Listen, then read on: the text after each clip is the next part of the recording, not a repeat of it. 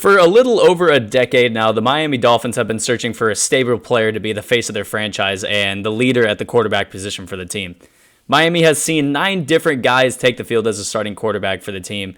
That list has names like Jay Cutler, Ryan Fitzpatrick, who were gunslinging vets who were supposed to be able to take the team, not really to the playoffs, but be able to lead the team into somewhat a bridge period. And guys like Josh Rosen or Ryan Tannehill, who they either traded for or drafted, were supposed to be the younger guys who would take the team into the future.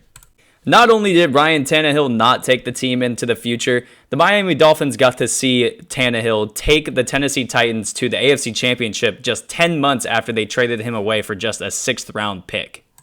A constant theme for the Dolphins last year seemed to be seeing players that they've traded over the past few seasons go on to lead their team to new heights and successes that they haven't seen in the past few years.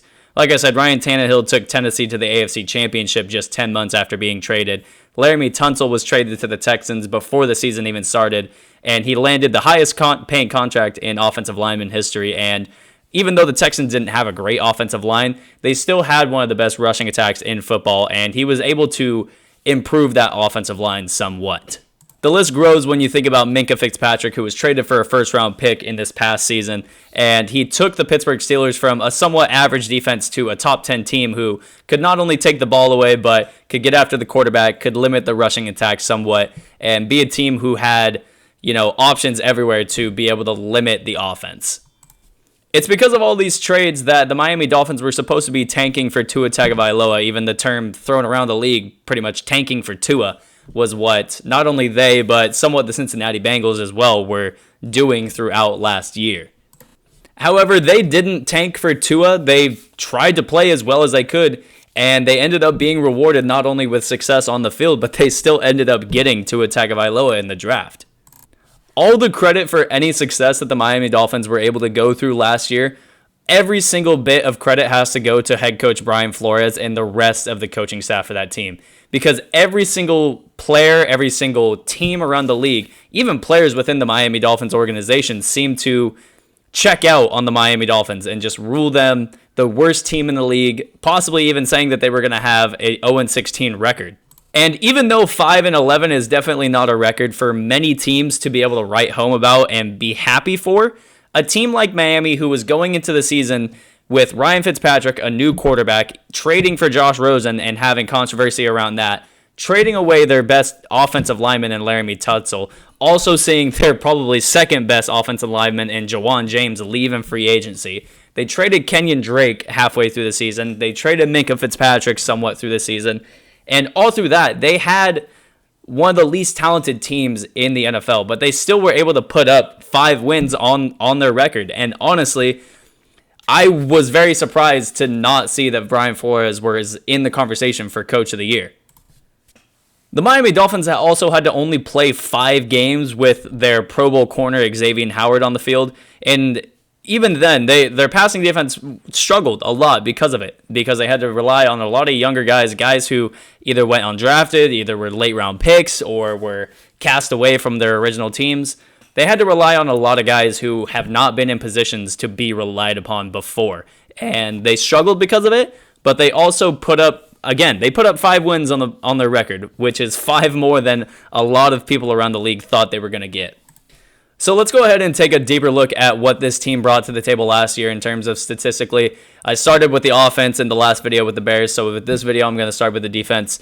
And as I said earlier, it was probably the side of the ball that struggled the most. It was the side of the ball that saw probably a biggest bulk of the change in terms of having new faces play big positions or having guys come in, fill in for injured players or players that were traded away.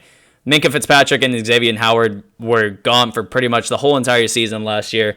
And guys like Christian Wilkins, Jerome Baker, Raekwon McMillan, they were thrust into roles that they've never really seen before. And, they actually played a lot better than many people would give them credit for. Jerome Baker had over 100 tackles. Christian Wilkins was somewhat of a guy who can be relied upon for both a run stuffer and a pass rusher, even though he didn't put up big sack totals.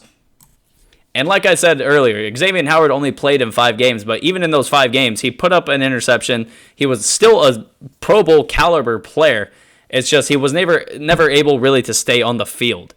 However, as we see when I get into what they did in the offseason, the Miami Dolphins brought in a lot of players and a lot of great talent around the league. They either signed them or drafted them during the offseason. And this unit honestly could see a change from being towards the bottom of the league towards possibly a top 15, top 10 defense. Moving forward now with the offense was a roller coaster in both ways. It wasn't really a roller coaster that you've seen before. It was one of those roller coasters you've never been on before. It's fun. You're having fun, but there's moments where you get scared, and that's part of the fun as well, I think. Part of the fun was Ryan Fitzpatrick and Devontae Parker. Ryan Fitzpatrick is just a fun guy to watch play football. He's always having fun, even in moments where he's not performing at the greatest. It seems like he's always having fun and bringing energy to the table. And Devontae Parker is, he made a case to be a top 15 wide receiver last year. He put up big numbers. He was somewhat inconsistent with his drops, but at the same time, he was a threat on any given down to catch it and take it to the house or just make big plays in general. And on the other side of that, this offense was kind of scary to watch, and not scary in a good way, because the offensive line struggled they lost Laramie Tunsil, they lost Jawan James, they had a young offensive line really in general that I think was also injured a lot as well. And other than Mike Gesicki, there really was no option on this offense for them to give the ball to on a play-by-play basis and be able to produce yards. The thing that honestly scares me the most about this offense last year was the fact that, and your mind might be blown when you hear this, Ryan Fitzpatrick was the leading rusher for the Miami Dolphins last year. 37-year-old Ryan Fitzpatrick, who ran a 4.86 40-yard dash at his combine, was the leading rusher for the Miami Dolphins last season. I think I'm going to leave the analysis of the offense on that note. Now moving into what the offseason was for the Miami Dolphins. As I said earlier, for the defense, the Miami Dolphins really, honestly, probably had the best offseason of any team. They added big names like Kyle Van Noy and Byron Jones, and they added great depth at pretty much every position. They added a pair of great pass rushers like Emmanuel Ogbah from the Kansas City Chiefs and Shaq Lawson from the Buffalo Bills. And they added other guys who, as well as Emmanuel Ogbah, they added guys like Keamu Grugier-Hill and Elandon Roberts. Those three guys were key pieces on a defense key pieces for their defense that went to and won Super Bowls in the past 3 years. They added lots of great depth, and they even drafted a couple guys in the draft as well, with guys like Noah Igbenogany, who they took in the late first round. Him, probably paired with Xavier Howard and Byron Jones, they will probably make one of the best cornerback rooms that the league has to offer. The offseason saw a lot of talent come to the offense as well for the Miami Dolphins. As I said earlier, they drafted Tua Tagovailoa with their first-round pick. They added some great offensive line talent in the draft as well, guys like Austin Jackson, Solomon Kinley, and Robert Hunt. And they doubled down in free agency when they brought in center Ted Karras from the New England Patriots. The real only problem that I had with the Miami offseason was that they weren't really able to add any top-tier threat to play alongside Devontae Parker in the wide receiver category. They did bring in Jordan Howard as well, who should be, a 600, 700-yard rusher for this team. He's going to be the bell cow for this team like he was in Chicago probably.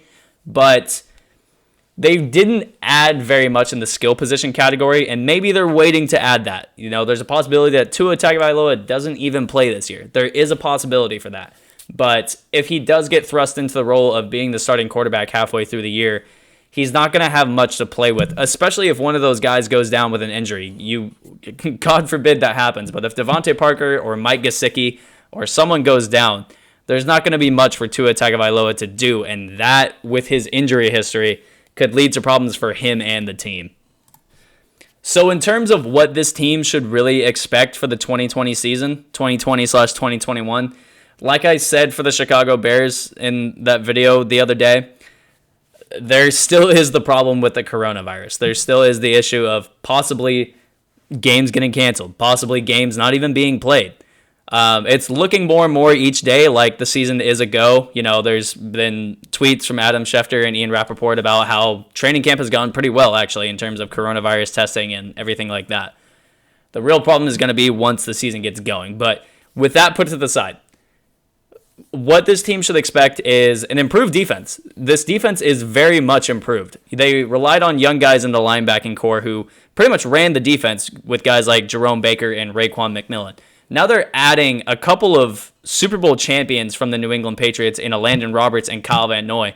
Kyle Van Noy was a key piece in adding just great play to that linebacking core in New England. And adding Byron Jones on the other side to play with not only Xavier Howard, but also adding Noah Igbenogany in the draft.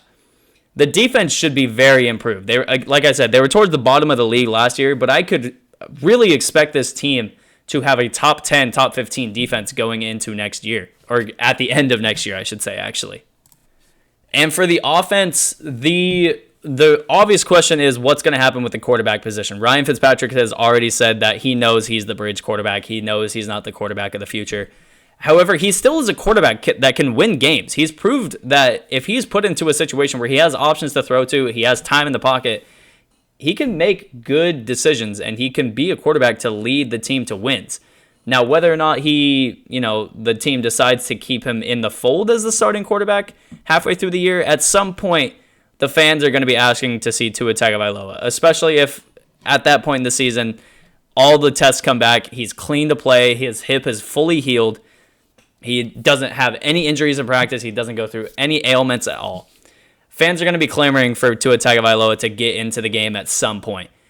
But like I said earlier, there's not much for him to throw to. It's still a team that is developing offensively. Devontae Parker is still pretty young. He still needs another year to really become a full-blown elite receiver. Mike Gesicki isn't really up there in terms of tight end rankings. He's great. He's a good young tight end. But still, this offense as a whole needs a whole nother year really to be fully prepared for what an NFL season will bring to them.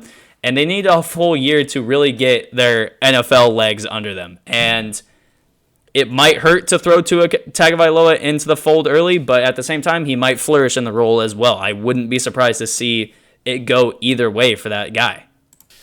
The floor for this team could obviously be another 5-11 or 4-12 or 6-10 season, but I could really see this team vying for, especially with the New England Patriots going through the offseason that they just went through, losing Tom Brady, losing Kyle Van Noy, losing a lot of big names for their team. With what the New York Jets have had to go through their offseason, with, the Buffalo Bills are probably going to be towards the top of the division, but I could honestly see the Miami Dolphins almost sweeping their division.